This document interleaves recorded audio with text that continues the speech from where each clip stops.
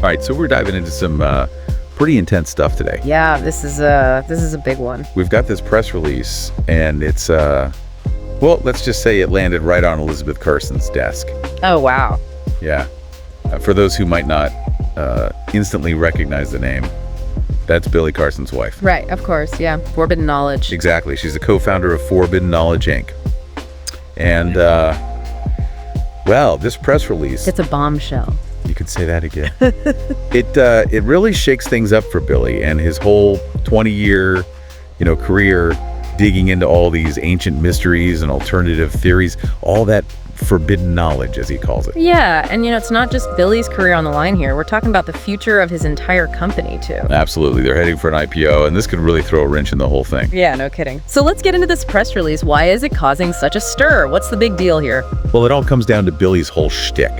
Yeah. Right, the whole foundation of his work, this idea that there's this hidden history of the world, that there's all this forbidden knowledge that's been suppressed by, the powers that be. Right, and he's the one who's gonna, uncover it all. Exactly. He dives into ancient texts, mythology, all these esoteric traditions, and claims to be revealing these, ultimate truths about humanity, where we came from, advanced technologies, even the nature of reality itself. Yeah, and it's a compelling narrative, right? I mean, it's really resonated with a lot of people. He's built a huge following. Oh, yeah, for sure. Yeah. But, along with that massive following, there's also been a fair share of criticism. Right, some people see it as pseudoscience. At best. Yeah, at best. Some even say it's dangerous, straight-up misinformation. And that's where these allegations in the press release get really serious. Oh, yeah, they're claiming performance issues and inaccuracies in Billy's research. Which, for someone who's built his entire career on being this, authority figure. Yeah, the expert. Yeah, it's a huge blow to his credibility. Exactly. And think about it. His whole brand is built on trust. People need to believe that what he's saying is true, is accurate. If they start doubting that, well... It's a domino effect. Exactly. His audience could erode. His reputation could be tarnished, and that could sink the whole forbidden knowledge ship.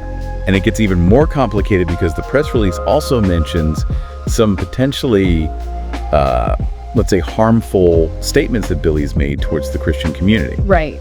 So can you explain that a little bit? What's going on there? Well, a big part of Billy's work is reinterpreting religious texts, especially the Bible. And, he often comes up with these alternative interpretations that directly challenge traditional Christian beliefs. Which I imagine doesn't make him too popular in the circle. Not exactly. And this press release suggests that some of his statements have been particularly inflammatory. Oh, really? Yeah, he's gone beyond just, scholarly debate and actually crossed the line into something more divisive. Huh, okay. And this is where Wes Huff enters the picture, right? Exactly. The press release specifically names him as someone who's been actively debunking Billy's claims, especially those related to the Bible. So who is this Wes Huff guy? He's a Christian apologist, basically someone who defends Christian doctrines and, argues against anything that challenges them. Okay, so kind of the opposite of what Billy's doing. In a way, yeah. Interesting.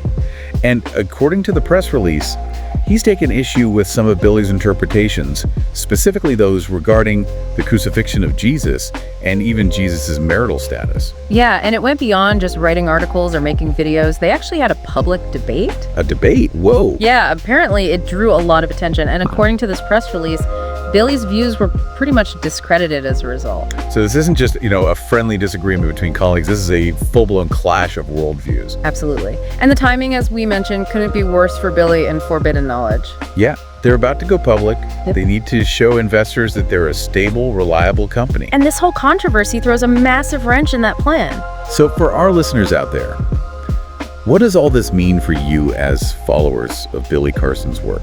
That's the big question, isn't it? And the press release doesn't just, point fingers. It actually proposes the solution. Right. So what do they suggest? They recommend that Billy issue a public apology to the Christian community. Specifically addressing the statements that caused offense. Exactly. And they suggest he goes even further. Engage in some form of repentance, show that he's truly sorry, and that he's had a change of heart. Okay, that's pretty significant. But there's more, right? There is.